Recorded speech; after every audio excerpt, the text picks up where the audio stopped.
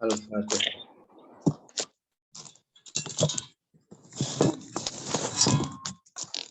Al-Fatihah. A'udzubillahi Bismillahirrahmanirrahim. Alhamdulillahirabbil alamin. Iyyaka na'budu wa iyyaka nasta'in. Shiratal ladzina an'amta 'alaihim ghairil maghdubi 'alaihim waladdallin.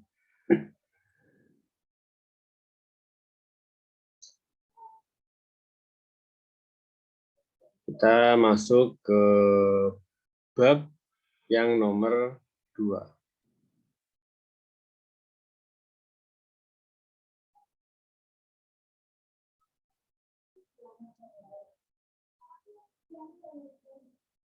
Baik, sebelum saya mulai, saya ingin mereview kembali pembelajaran kita minggu kemarin tentang hadis pertama, tentang hadis innamal a'malu binniyat, bahwasanya segala sesuatu amal itu tergantung dari niatnya. Kalau misalkan kita melakukan sesuatu itu niatnya baik, maka itu akan jadi pahala.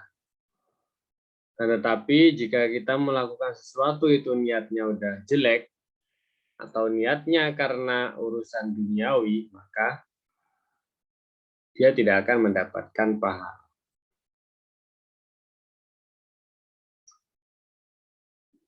Contoh misalkan makan. Makan kalau niat kita agar kuat untuk ibadah, ya makan kita dapat pahala. Tapi kalau ketika kita makan cuman karena lapar, ya makan kita nggak akan dapat nilai pahala. Jadi Islam itu sebenarnya mudah. Kita untuk dapat pahala itu tergantung dari niat-niat kita. Kita bahkan mungkin bisa selama 24 jam itu tetap dapat pahala terus-menerus. Itu mungkin. Kalau kita tahu ilmunya. Salah satu ilmunya itu adalah kita memperbaiki niat-niat kita. Makanya niat itu sesuatu hal yang sangat penting karena berhubungan dengan batin.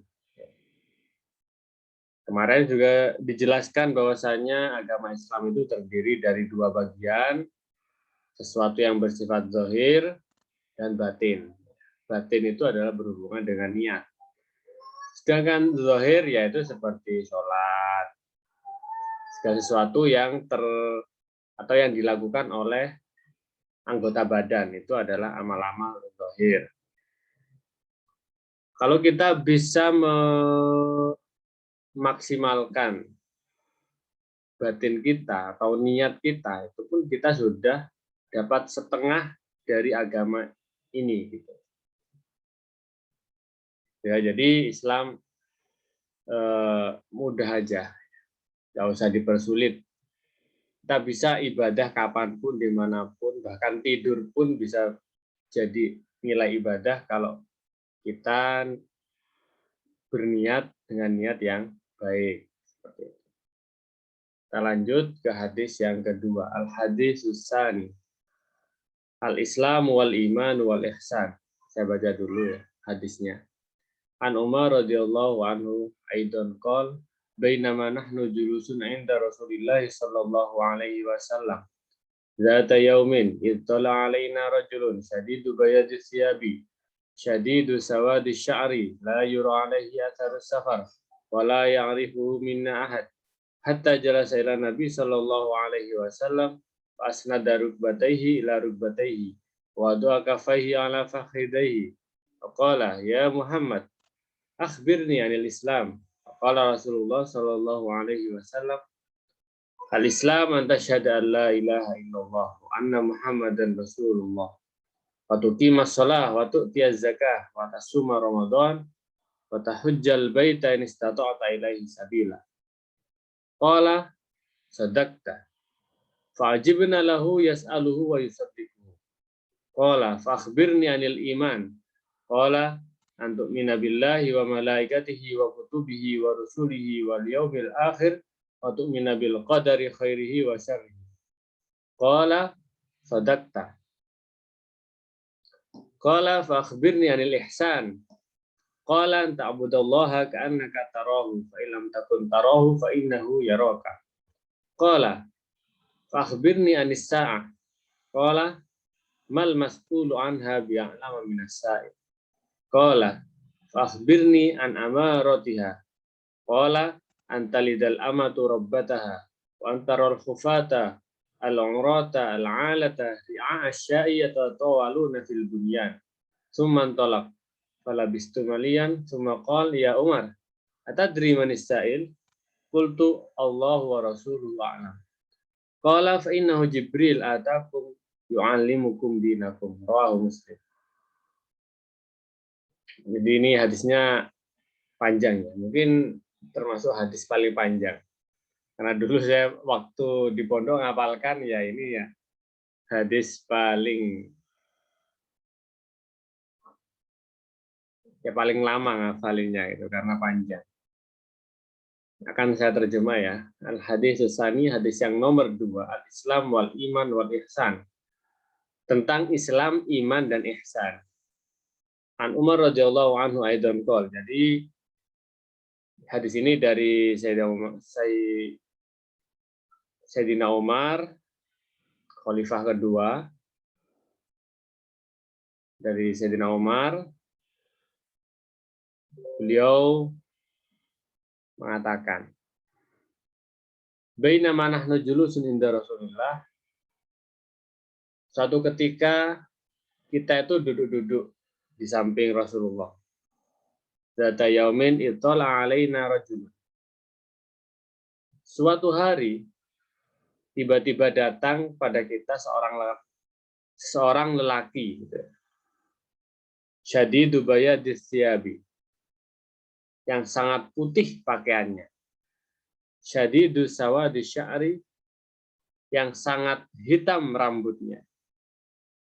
La yuro alaihi atharus safar, tidak terlihat bekas dia itu dari perjalanan jauh. Wala ya'rifuhu minna ahadun, dan tidak diketahui, dan kita juga tidak mengetahuinya. Dan tidak ada seorang pun dari kita mengetahuinya. Oke, jadi saya potong dulu. Jadi ini hadis dari Sayyidina Umar. Dia mengatakan ketika kita duduk-duduk dengan Rasulullah, suatu hari tiba-tiba ada orang datang. Ada orang datang, pakaiannya sangat putih. Rambutnya sangat hitam. Ini maksudnya adalah ada orang yang sangat rapi gitu ya. Putihnya putih bersih gitu ya. Sangat rapi, putih. Kemudian dia juga masih muda. Maksudnya rambutnya sangat hitam itu muda dan masih gagah gitu ya. Nggak ada ubannya. La yura alaihi atharus safar. Dan dia itu tidak tampak seperti orang musafir. Jadi kalau orang musafir itu kan ciri-cirinya apa ya? Mungkin wajahnya capek, keringetan, kotor gitu. Apalagi kalau di Arab itu kan lingkungannya berangin gitu. Jadi ya beberapa jam aja di luar itu pasti bajunya ya kotor gitu. Ini nggak tahu tiba-tiba ada orang laki-laki pakai baju putih, dia muda, yang ganteng itu jelas ya udah pasti ganteng, rapi gitu, kayak orang baru mandi, selesai mandi langsung ke masjid seperti itu ya. Jadi udah rapi gitu. Dan yang aneh lagi nggak ada salah satu dari sahabat yang duduk-duduk di situ itu tahu siapa dia atau siapa namanya, nggak tahu. Padahal kalau kita lihat zaman dulu itu ya kalau kan kecil ya, Dulu itu kan daerahnya kecil, ruang lingkupnya kecil, kan misalkan ada satu bayi lahir itu pun ya semua orang di daerah situ pasti tahu gitu. Jadi ya tahulah ini siapa gitu. Pasti tahu kalau zaman dulu. Beda kalau di perkotaan, di perumahan itu kadang tetangganya sendiri nggak tahu kan. Kalau ini para sahabat ya zaman dulu ketika itu ya tahu semua siapa-siapa namanya orang situ. Kalaupun ada orang baru musafir ya pasti mereka ya tanya-tanya gitu ya. Atau mungkin mereka nggak tahu kalau musafir, kalau ada orang musafir siapa dia. Tapi kalau musafir pasti bajunya ya kotor. Ini dia kayaknya kayak bukan musafir, bajunya bersih, tapi nggak ada yang tahu namanya siapa, ya siapa nggak ada yang tahu. Seakan-akan itu rumahnya di samping masjid. Saya teruskan, hatta jalasa ila Nabi. Jadi kemudian lelaki itu duduk di samping Nabi. Fa'asnada rukbataihi ila rukbataihi. Dan lelaki tersebut menyandarkan lututnya kepada lutut Nabi Muhammad. Jadi sangat dekat. Wa doa kafaihi ala fakhidaihi. Dan lelaki tersebut meletakkan telapak tangannya kepada paha Rasulullah. Jadi sangat dekat sekali. Dempet gitu ya, sangat dekat Rasulullah, berhadapan. Kemudian lelaki itu berkata, "Qala, ya Muhammad akhbirni anil Islam." Dia tanya gitu kan. Beritahu aku tentang Islam. Kemudian Rasulullah menjawab, faqala Rasulullah, al-Islam anta syahada alla ilaha illallah wa anna Muhammadan Rasulullah wa tuqimas salat wa tu'tiya zakat wa tasuma Ramadan wa tahujjal baita in istata'ta ilaihi sabila. Rasulullah menjawab, Islam itu adalah ya kita bersaksi bahwasanya tidak ada Tuhan selain Allah dan Nabi Muhammad Rasulullah. Baca syahadat ini rukun Islam. Atau sholat, mendirikan sholat. Atau zakat, mendirikan zakat. Tasuma Ramadan, puasa Ramadan. Tahujul bait, haji. Ini status sabila yang bagi yang mampu. Nabi menjawab ketika ditanya, apa itu Islam? Ya, Islam itu ya 5 ini, gitu, rukun. Rukun ini, 5 ini. Kemudian lelaki tersebut jawab atau mengatakan, sodakta, kamu benar. Jadi ini ada orang tanya, ketika dijawab Nabi, terus dia membenarkan. Itu seakan-akan apa? Kayak ngetes ya, ngetes ilmu gitu ya. Biasanya kan kalau tanya dijawab, oh ya. Gitu. Ini oh ya benar. Jadi kayak orang ngetes. Fa'ajibna lahu. Para sahabat itu takjub gitu. Yas'aluhu wa yusaddiquhu.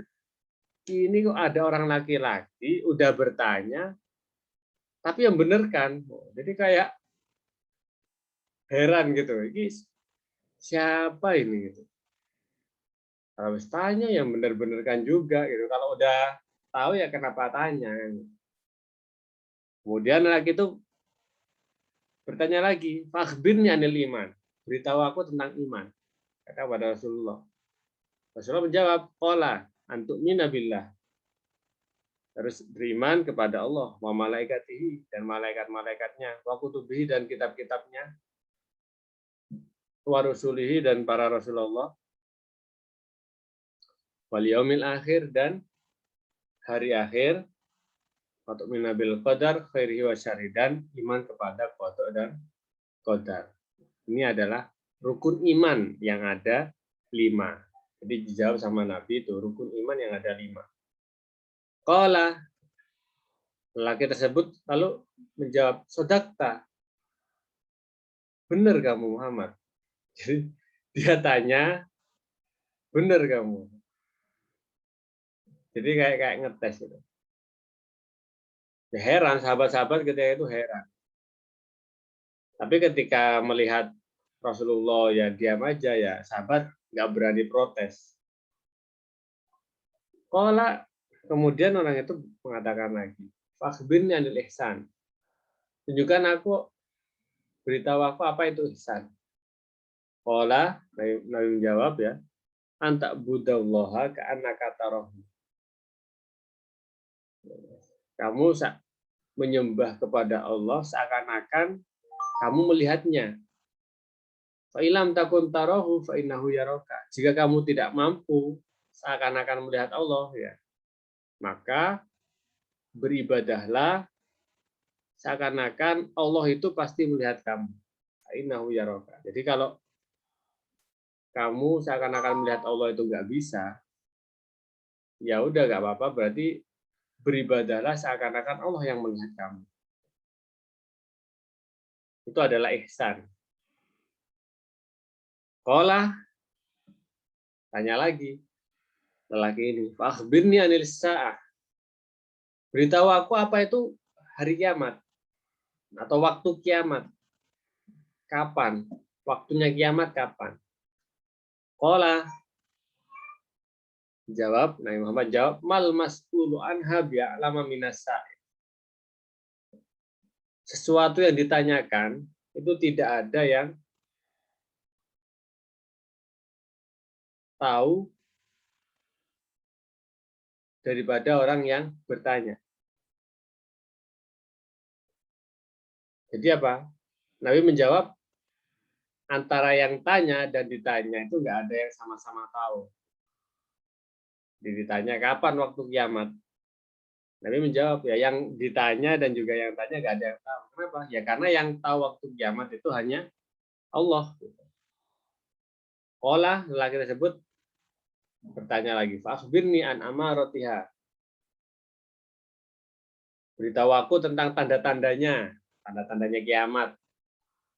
Nabi menjawab, "Qala anta lidal amatu rabbatah." Tanda-tanda kiamat diantaranya adalah seorang budak perempuan yang melahirkan anak majikannya. Wa antarul hufata, atau kamu melihat orang yang nggak pakai alas kaki ya. Kalau bahasa Jawanya cekeran, ceker ya bahasa Jawa ini. Nggak pakai alas kaki, al-urota, nggak pakai baju, al-alata, yang miskin, ri'a asyai, yang mengembala domba, yatatawaluna fil bunyan. Mereka sama-sama berlomba-lomba tinggi-tinggian dalam membangun bangunan. Jadi tandanya itu adalah yang pertama, budak perempuan yang melahirkan anak majikannya. Ya. Karena budak sekarang sudah nggak ada, berarti ini udah terjadi dulu.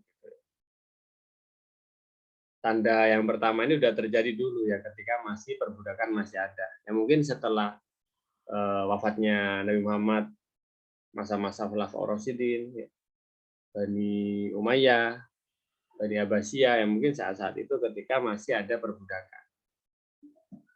Kemudian yang kedua adalah melihat orang yang gembel.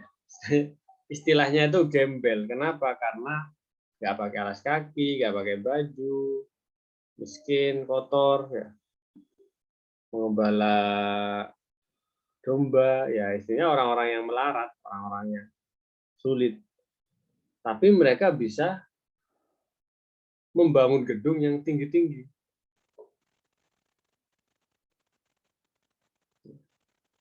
Cuman tolako. Kemudian lelaki itu pergi.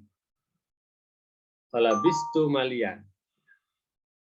Kemudian Nabi Muhammad berhenti sejenak. Summa qala. Kemudian Nabi Muhammad mengatakan, "Ya Umar, Atadri manis sa'il? Apakah kamu tahu siapa tadi yang tanya? Umar menjawab, qultu Allah wa rasuluhu a'lam. Allah dan Rasulnya yang lebih tahu. Qala, Nabi mengatakan, fa'innahu Jibril atakum yu'allimakum dinakum. Sungguhnya tadi itu adalah malaikat Jibril yang datang kepada kalian untuk mengajarkan agama ini kepada kalian. Rawahu Muslim. Ini merupakan hadis yang lengkap. Islam, iman, dan ihsan. Jadi ibarat ketiga hal ini merupakan jadi pondasi ya. Ketika kita sudah baca syahadat, otomatis kita udah jadi orang Islam. Meskipun kita banyak dosa, jarang sholat, ataupun kadang ya sering nyolong. Tapi kita sudah baca syahadat, kita yakin. Ya kita Islam. Kemudian iman. Iman itu apa? Iman itu adalah percaya. Percaya kepada 6 hal yang sudah disebutkan tadi. Karena ada orang yang Islam tapi tidak iman, yaitu orang munafik. Orang munafik itu Islam. Secara dia juga baca syahadat, tapi dia juga menjadi musuh dari Islam tersebut. Makanya, ada orang yang Islam tapi tidak iman dan tidak ihsan, yaitu orang munafik. Ada orang Islam dan dia iman, tapi belum ihsan. Siapa dia ya? Dia adalah orang yang Islam, iman, sholat ya sholat, tapi dia tidak mengerti hakikat dari ibadah. Contoh sholat, ya udah sholat aja gitu, karena lingkungannya sholat ya dia sholat. Dan juga dia mungkin merasa kalau nggak sholat dosa gitu ya. Tapi percaya, tapi masih sering melakukan maksiat, melakukan dosa. Itu dia orang yang Islam, iman, tapi tidak ihsan. Dan yang sempurna itu adalah orang yang Islam, iman, dan ihsan. Dia melakukan kelima kewajiban rukun Islam, dia iman kepada 6 hal yang harus diyakini, ya, iman kepada Allah, pada malaikat, kitab-kitab, Rasulnya, hari akhir, dan juga takdir ya. Dan dia juga ihsan. Ihsan itu apa? Ihsan itu ya ibarat kalau kita apa ya, pelajaran di umum itu biasanya ada bab takwa ya. Takwa itu adalah ketika kita takut untuk menjalankan larangan Allah dan patuh terhadap perintahnya, itu adalah sudah tahap ihsan. Jadi mau maksiat ya kita merasa bahwasanya Allah itu melihat kita. Mau maksiat diam-diam gitu ya, mau maksiat ya merasa Allah ada di situ ya, berarti dia nggak jadi maksiat, ya itu adalah ihsan. Ketika sholat, rukun-rukun sholat udah apa namanya, udah dilakukan semua, tapi dia tidak khusyuk. Nah itu berarti dia Islam, iman, tapi nggak ihsan. Takbir, tiba-tiba ingatnya udah tahiyat, gitu kan? Udah takbir, ingatnya tiba-tiba tahiyat, atau udah takbir tapi pikirannya kemana, ke sana, mikir tadi, mikir yang apa yang mau dilakukan setelahnya dan sebagainya. Kita sholat sampai ya sekedar sholat gitu, sekedar gerakan baca Al-Fatihah, tumakninah, tetapi nggak ada khusyuknya, yaitu adalah Islam dan iman. Yang ihsan itu berarti dia ibadah sekaligus khusyuk. Tuh, jadi itu tadi tentang Islam, iman, dan ihsan. Kemudian termasuk yang saya garis bawahi ya, untuk minabil qadari khairihi wa syarrihi. Kita juga sebagai orang Islam itu wajib untuk iman terhadap qada dan qadarnya Allah. Baik itu sesuatu yang baik ataupun yang buruk. Kita wajib iman bahwasanya itu dari Allah. Contoh takdir baik, kita berhasil, kita lulus, kita dicintai oleh orang-orang di sekitar kita, berarti takdir baik. Ada juga takdir buruknya, contoh misalkan kita kecelakaan, kita diberi sakit, nah itu juga adalah ya udah takdirnya dari Allah gitu, sakit, yaitu kita harus iman. Ya. Jadi memang dalam dunia ya kita ini hidup itu ya pasti akan ada baik dan jelek. Ya. Itu udah sunatullahnya seperti itu, ada baik pasti ada jelek. Nggak ada orang baik semua, itu nggak ada. Pasti akan ada kejelekannya. Ada yang kaya juga ada yang miskin. Nggak mungkin semua satu dunia kaya semua. Kalau satu dunia kaya semua, nggak ada yang kerja tembel ban gitu ya. Berarti nanti kalau naik mobil banyak kempes ya tembel-tembel sendiri. Kenapa ya? Nggak ada orang kerja kan ya kayak semua. Rumahnya bocor ya apa? Tembel-tembel sendiri. Bangun rumah bangun sendiri. Ya. Nggak ada orang ya nggak bisa bangun rumah juga. Nggak ada orang jualan semen semuanya kaya. Gitu.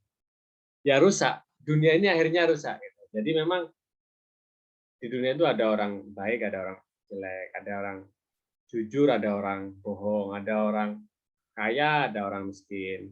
Itu sudah sunatullah. Tapi kita tetap harus doanya minta yang baik ya. Betul di dunia ini ada yang kaya, ada yang miskin ya, tapi kita maunya yang kaya aja. Gitu. Yang miskin ya biar siapalah gitu. Terus ada yang baik, ada yang buruk.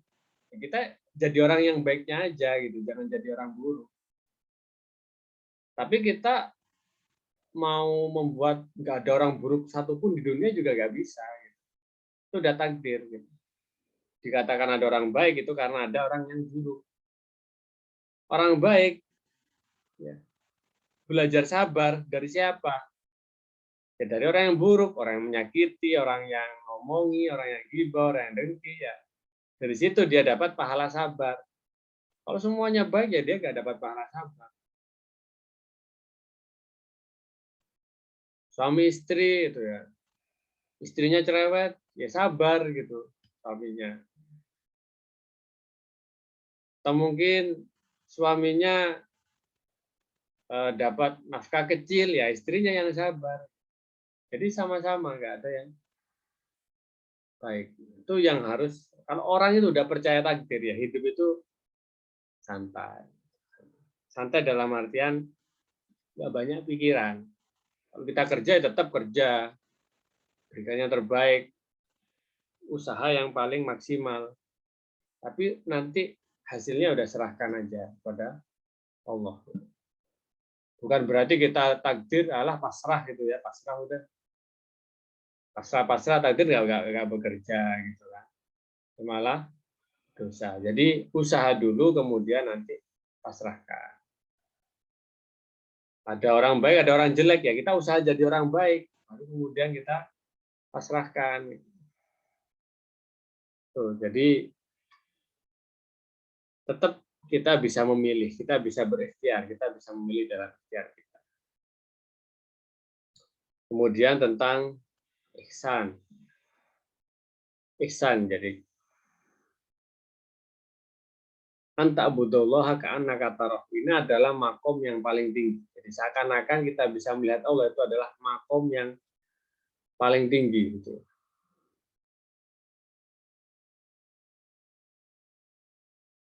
Ini makomnya kayak makom-makom para wali, para nabi. Itu jadi dia para sahabat ya, ketika sholat ya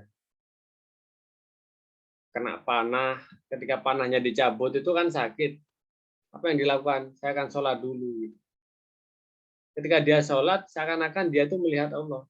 Tentu saja bukan melihat dengan mata zahir ya, tapi dengan mata batinnya. Maksudnya seakan-akan dia melihat Allah. Apa? Artinya apa? Dia itu nikmat dalam ibadah. Itu maksudnya. Tak butuh ke anak kata rohu. Seakan-akan kamu melihat itu artinya adalah kamu nikmat dalam ibadah. Sahabat ketika terkena panah, itu panah itu kan kalau dicabut sakit.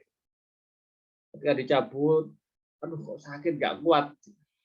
Kalaupun nanti diteruskan, pasti nanti pingsan, saking sakitnya itu. Karena panah itu kan kayak kail gitu ya. Apa yang dilakukan sahabat? Sholat. Saya akan sholat, nanti ketika sholat kamu tarik. Ya udah sholat, ketika sholat ditarik sama sahabat yang lain. Panah. Gak kerasa. Kenapa? Karena dia nikmat ketika sholat. Ayo, ini adalah level paling tinggi dari ihsan itu sendiri. Adalah ketika kita itu nikmat ketika ibadah. Yang kedua, fa'ilam takun, jika nggak bisa seperti itu, ya berarti fa'ilam takun tarau fa'inahu yaroka. Kalau nggak bisa kita nikmat, merasa enak, merasa kecanduan dengan ibadah, ya yang kedua, apa yang kedua? Ya kita ibadah seakan-akan Allah melihat kita. Berarti ini bukan lagi sudah kayak nikmat, tapi kita itu adalah berjaga-jaga gitu. Lebih banyak ke takutnya. Kalau nggak sholat, aduh ya nanti Allah lihat takut disiksa, takut dosa. Kemudian ketika sholat, dia sholat khusyuk. Karena apa? Karena agar bisa dilihat Allah, dan nanti kalau sholatnya khusyuk ketika dilihat Allah, maka dia akan dapat rahmatnya. Jadi, tapi belum sampai tahap ke yang namanya nikmat. Belum sampai nikmat, tapi dia sudah khusyuk. Kenapa khusyuk? Yaitu merasa diawasi, itu merasa diawasi oleh Allah. Mau mencuri, takut kan. Nggak ada orang ini mau mencuri ya. Tapi kan Allah lihat, takut. Nggak jadi. Jadi lebih banyak ke takut ya, takut kepada Allah itu ketika kita ka'annahu yaroka, seakan-akan Allah melihat. Level yang paling top ya ini, beribadah seakan-akan kamu melihat Allah.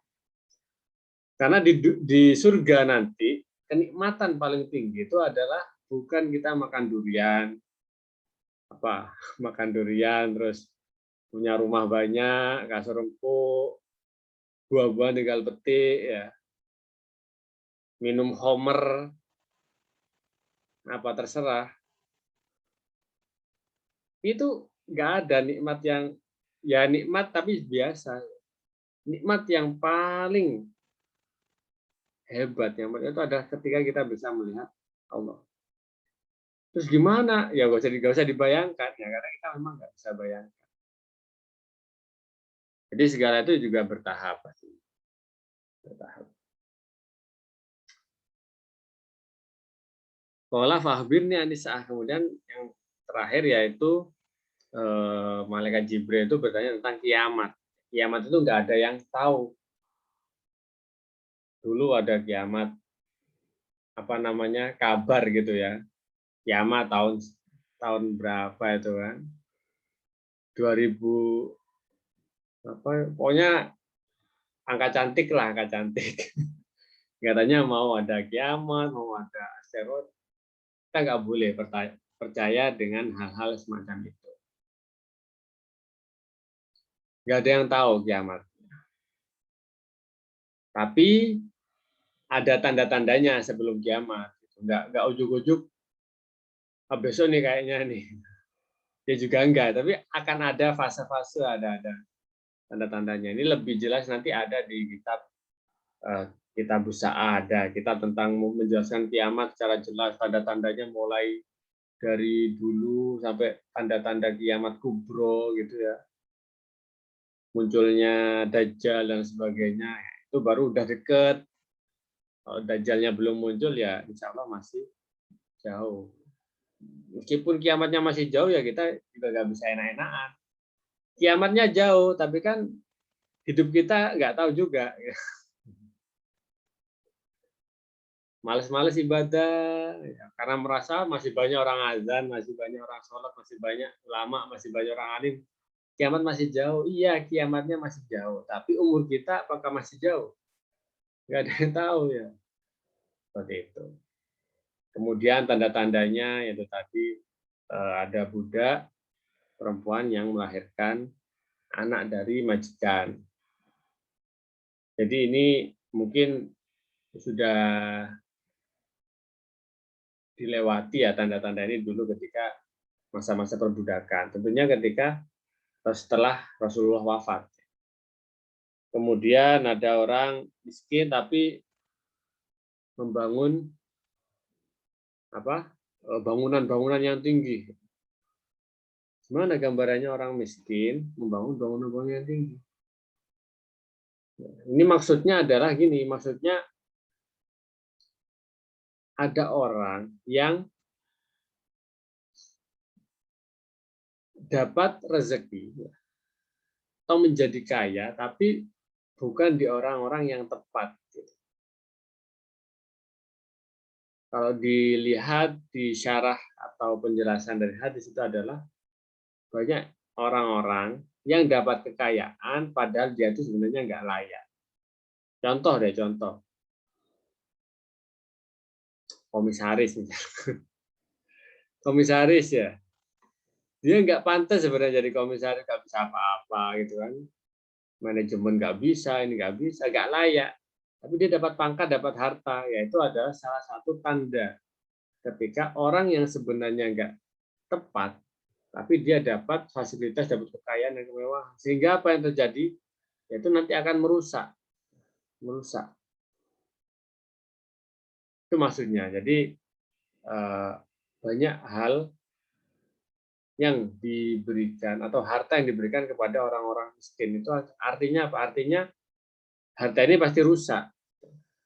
Dilakukan untuk hal-hal yang merusak. Kemudian selesai orang yang tiba-tiba pergi gitu ya, bukan hilang kayak film-film menghilang masuk ke dimensi, bukan ya, pergi gitu kan. Pergi juga sahabat nggak kepo ya, kayak orang Indonesia pergi kan masih dilihat gitu kan, kadang dibuntuti ya enggak juga gitu ya. Orang Arab ya udah pergi, ya sudah pergi, tiba-tiba nggak tahu kemana. Kemudian Nabi bertanya pada Umar, tahu tadi siapa yang tanya-tanya itu tadi? Allahu a'lam gitu ya, jawabannya Sayyidina Umar. Tadi itu malaikat Jibril ya. Malaikat Jibril itu tadi datang kepada kalian untuk mengajarkan kalian agama Islam. Nah, dari sini juga para ulama ya, ini juga menjadi acuan penting ya tentang adab cara menuntut ilmu. Jadi apakah boleh kita itu ketika sudah tahu terus bertanya kepada guru kita? Kita sudah tahu nih jawabannya, tapi kita tanya apakah boleh? Boleh, hadis dalilnya ya dari sini. Jibril sudah tahu tapi tetap tanya ke Nabi Muhammad. Tujuannya apa? Tujuannya adalah mengajari orang-orang yang nggak tahu di sekitarnya. Seperti itu. Jadi kita tanya kepada guru kita tahu sebenarnya jawabannya, tapi kita tetap tanya. Agar apa? Agar orang-orang di sekeliling kita, atau misalkan orang di satu kelas, ketika guru menjawab, mereka jadi tahu. Nah, seperti itu.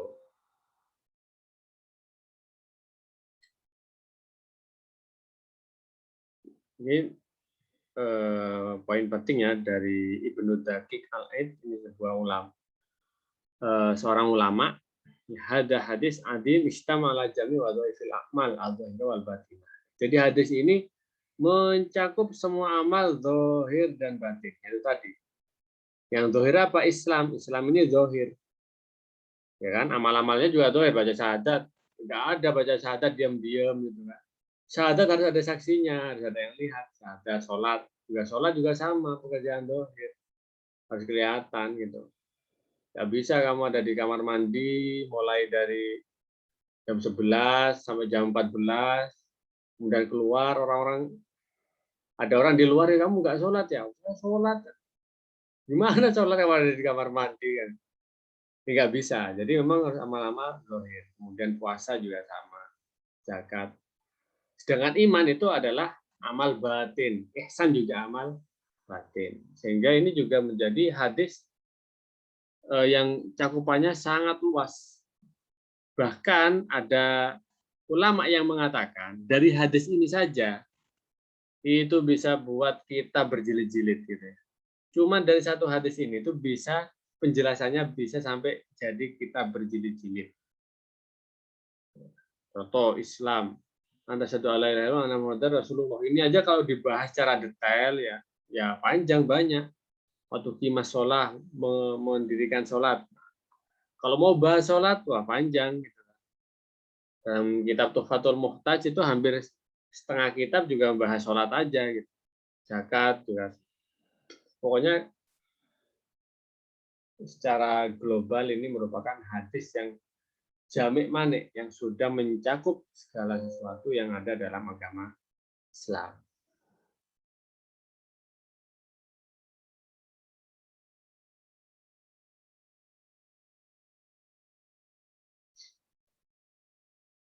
Baik, ada pertanyaan?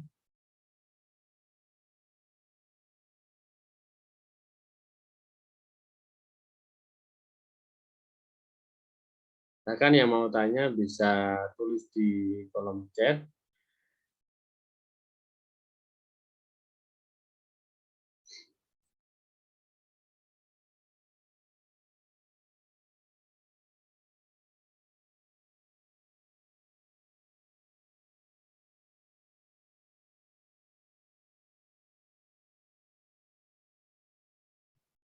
Mas Samsul ya, monggo silakan.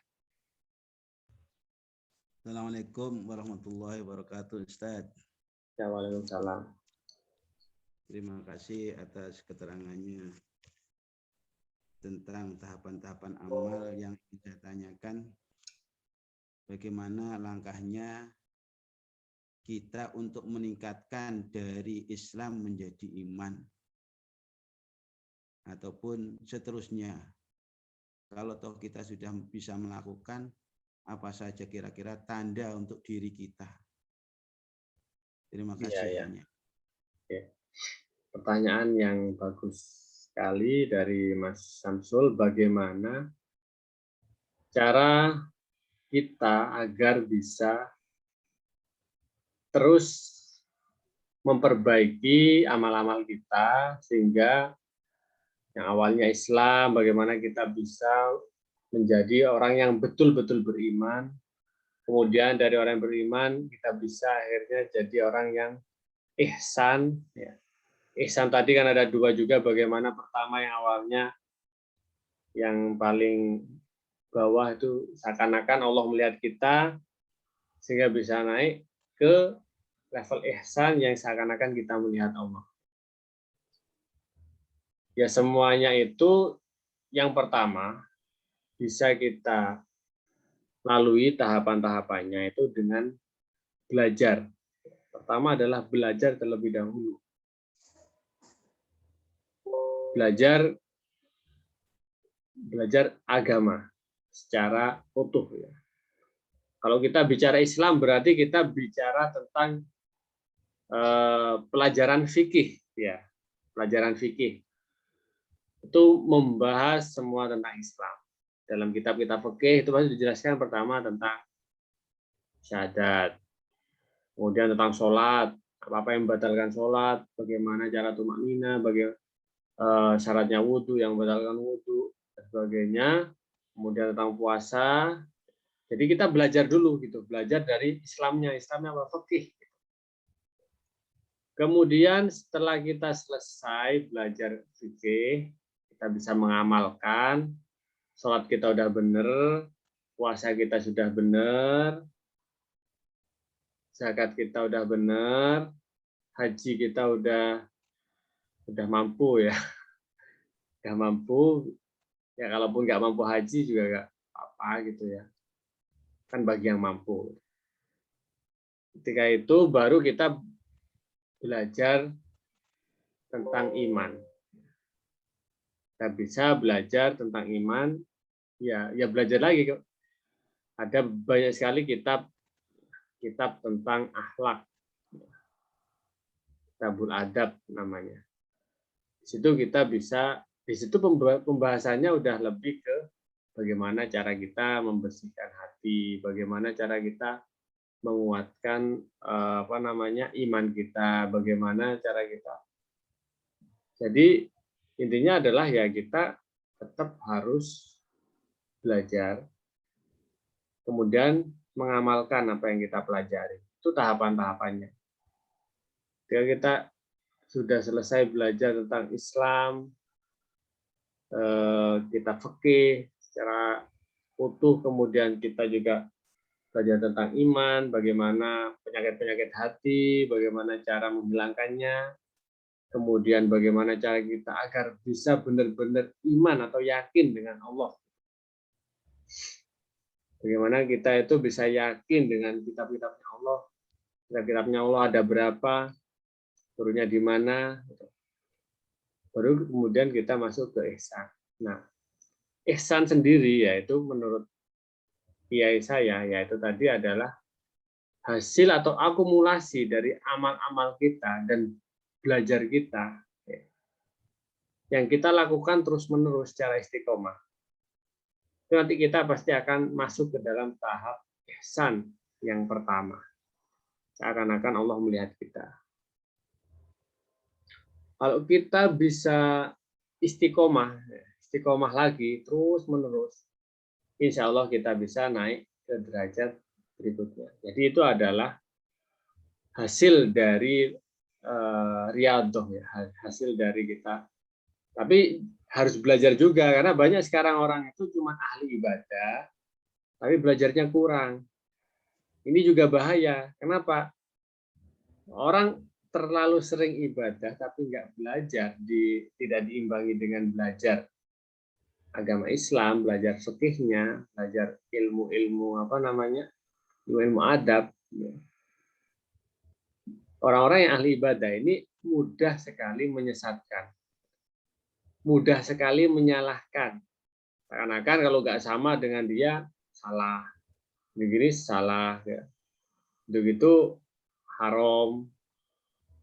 Padahal ya ada sesuatu yang memang ada ranahnya dalam kitab fikih misalkan itu ya ada sesuatu yang sebagian mengatakan haram, sebagian yang mengatakan makruh, seperti itu. Banyaklah. Jadi ya kita ya harus terus belajar. Intinya belajar dan juga kita amalkan. Apa yang kita pelajari kita amalkan.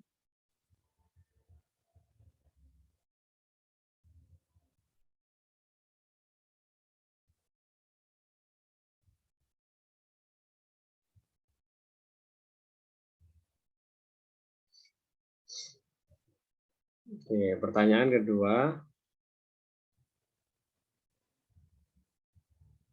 Apa asbabul wurud mengenai banyak timbulnya perbedaan paham dan aliran dalam agama Islam? Lalu bagaimana sikap kita untuk menghadapi banyaknya aliran yang sekarang banyak terjadi? Nah, beda banyaknya aliran yang ada sekarang itu sebenarnya sudah diramalkan sejak dulu. Baik secara historis, sejarah, ataupun secara ilmiah. Karena memang ulama itu mengatakan ikhtilaful ulama rahmatun lil ummah. Jadi ketika ada ulama berbeda pendapat, itu sebenarnya adalah rahmat bagi umat. Cuman sekarang banyak orang itu menyikapi perbedaan pendapat itu adalah dengan bermusuhan. Jadi apa sebenarnya? Konteksnya adalah ketika kita itu lebih mengedepankan ilmu-ilmu yang zahir daripada ilmu-ilmu batin. Ilmu-ilmu batin, ilmu-ilmu tentang hati gitu ya. Jadi kan kita benci dengan orang yang berbeda dengan kita, itu sudah ranah-ranah batin ya. Ranah batin. Contoh ketika ada orang, jangankan yang beda aliran ya, orang-orang jelas mencuri aja gitu ya. Orang-orang yang mencuri itu kan maksiat ya. Semua aliran sepakat itu dosa. Itu aja secara ilmu adab itu kita nggak boleh benci sama orangnya. Sama orangnya loh ya, nggak boleh. Yang kita benci apa? Perilakunya. Beda loh ya. Membenci orang dan membenci perilaku itu beda. Kalau kita benci perilakunya, ya udah perilakunya yang kita benci. Orangnya kita doakan supaya dapat hidayah, gitu kan. Tapi kalau kita benci orangnya, ya gimana? Apalagi sampai doakan semua mau neraka gitu, sampai seperti itu. Itu berarti ya orang yang pemahaman agamanya dangkal, tapi semakannya terlalu menggebu-gebu. Ini memang sering ya, zaman dulu perbedaan pendapat itu sesuatu yang lumrah gitu ya. Kalau sekarang kan sudah kubu-kubuan, itu sudah ada nafsu yang sudah bermain. Kubunya kelompok ini, selain kelompok ini salah. Kubunya kelompok itu, selain kelompok itu salah. Musuhan. Ya. Nah, bagaimana cara kita menyikapi seperti itu? Ya, pertama kita sikapi dari diri kita sendiri. Gitu. Dalam artian seperti ini, kita nggak bisa merubah keadaan orang lain. Dalam artian, ya hal semacam itu pasti akan terus ada ya, apalagi ini adalah zaman akhir. Kita belajar fokus, belajar agama, kita belajar untuk membersihkan hati kita dari hal-hal yang semacam itu. Banyak, termasuk aliran-aliran yang keras, ya orang maksiat itu boleh dibunuh, nah, seperti itu ada. Padahal Nabi Muhammad itu kan kalau doa dan harapannya Nabi Muhammad itu adalah agar semua umatnya masuk surga. Ada orang yang ya cinta dengan Nabi Muhammad, tapi caranya salah. Nabi maksiat dibunuh, orang kafir dibunuh. Ya, bisa jadi seandainya nggak dibunuh, orang kafir itu dapat hidayah Allah, masuk surga. Kita menyenangkan Nabi Muhammad, umatnya ada yang masuk surga. Tapi karena kita fanatik, kita pakai kekerasan, dibunuh ketika saat itu, ya berarti secara tidak langsung kita nambah-nambahin kuota neraka kan gitu. Jadi ketika ada orang kafir ya udah kita doakan. Dan kita tidak akan bisa ngajak orang kepada kebaikan kalau kita itu benci dengan orangnya. Makanya ada orang maksiat, benci maksiatnya, jangan benci orangnya. Kita sayang orang itu. Kita sayangi orangnya, kita benci maksiatnya, maksiat yang dilakukannya itu. Sehingga apa? Sehingga kita bisa ngajak, kita bisa memberikan nasihat dengan baik. Karena kita itu kalau udah benci maksiat dan orang-orangnya sekalian, bagaimana kita bisa ngajak mereka untuk dapat hidayah? Seperti itu. Jadi ya sikapnya sebenarnya santai aja. Santai aja dalam artian hal ini udah pasti terjadi gitu. Yang harus kita lakukan adalah kita bisa membentengi diri kita sendiri. Membentengi diri kita dengan cara apa ya? Perbanyak belajar. Perbanyak belajar. Kadang orang itu terlalu banyak amalnya tapi kurang belajar. Coba lihat orang yang suaranya paling keras gitu ya, itu biasanya ya dia ilmunya masih apa ya, dangkal, ilmunya masih dangkal. Semakin alim orang itu ya semakin dia itu bijaksana.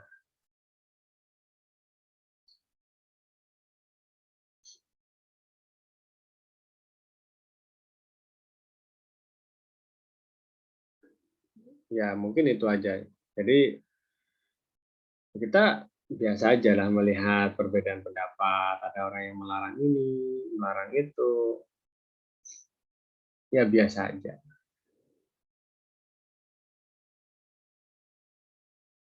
Oke, ada pertanyaan lagi?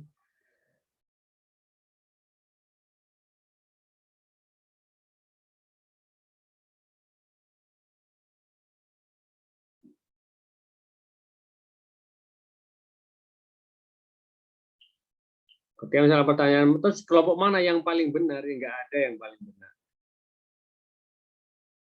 Enggak ada yang paling benar. Dalam artian ketika kita itu berijtihad, ketika kita itu betul, maka kita dapat 2 pahala. Ketika kita salah, kita dapat 1 pahala. Seperti itu. Yang dapat dosa adalah ya bertengkarnya itu tadi yang dapat dosa.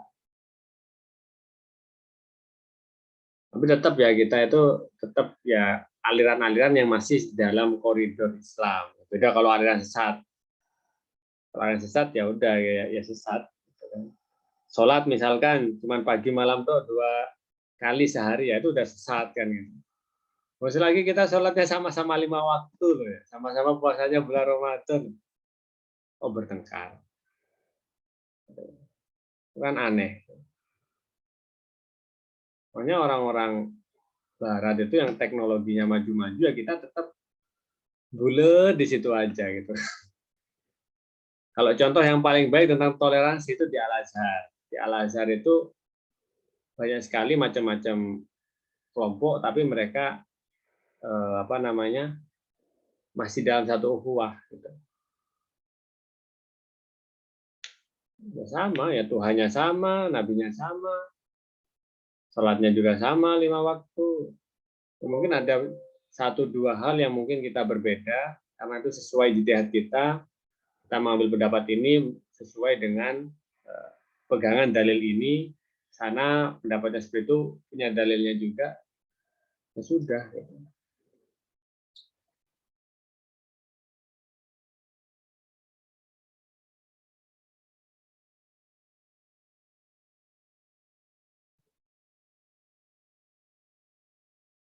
Oke, ada pertanyaan lain?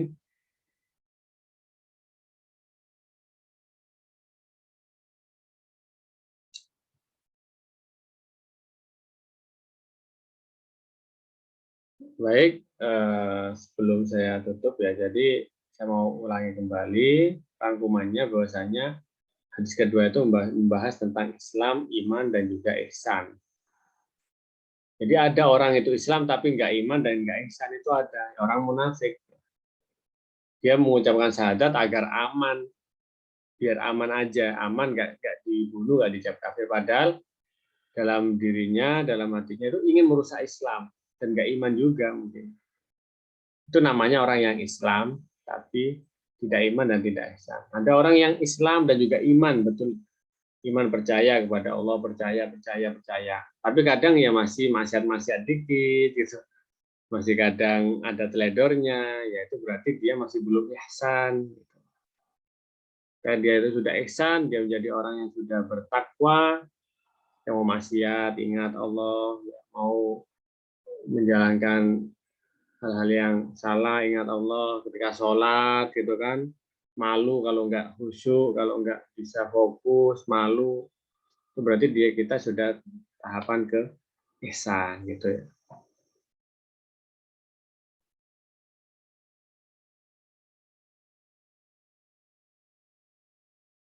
Jadi mungkin saja dari saya pertemuan malam hari ini, dan untuk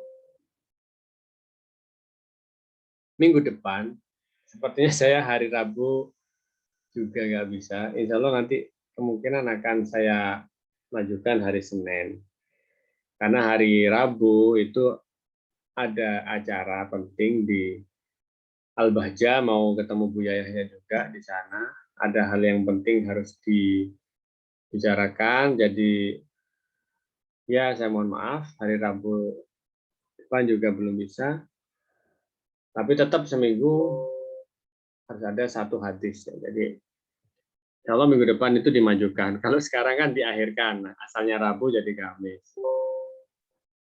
Ya, semoga kita diberi kesehatan, diberi kelancaran, semua hajat-hajat kita dipenuhi, semua keinginan kita bisa dicapai, diberi kemudahan, diberi kesehatan, diberikan ilmu yang bermanfaat, diberikan husnul khotimah. Bismillahirrahmanirrahim.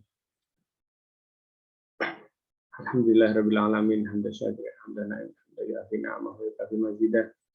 Ya Rabbana lakal hamdu kama yanbaghi li jalali wajhika wa 'azimi sultanika. Allahumma shalli wa sallim ala sayyidina Muhammadin. Salatan tunjina biha min jamil ahwali wal afat. Wa taqdi lana biha jamil hajat wa zahiruna biha min jamil sayyi'at. Wa tarfa'una biha indaka ala darajat wa tuballighuna biha min jamil khairati hayat wa badan amat. Innahu qaribun mujibud da'wat. Allahumma inna nas'aluka salamatan fid din wa afiyatan fil jasad wa sihhatan fil badan wa ziyadatan fil ilm wa barakatan fi rizqi wa taubatan qabla al-maut wa rahmatan indal maut wa maghfiratan ba'dal maut. Allahumma amin alaina fi sakaratil maut wa najatan minan nar wa afwa indal hisab. Rabbana la tuzigh qulubana ba'da idh hadaytana wa hab lana min ladunka rahmatan innaka antal wahhab. Rabbana hab lana min azwajina wa dhurriyyatina qurrata a'yun waj'alna lil muttaqina imama. Rabbana atina fid dunya hasanatan wa fil akhirati hasanatan wa qina adzabannar. Subhana rabbika rabbil izzati amma yasifun wa salamun alal mursalin walhamdulillahi rabbil alamin. Jadi ada kurang lebihnya mohon maaf. Wassalamualaikum warahmatullahi wabarakatuh.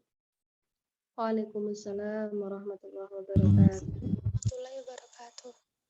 Jazakillah Ustaz. Ya, sama-sama.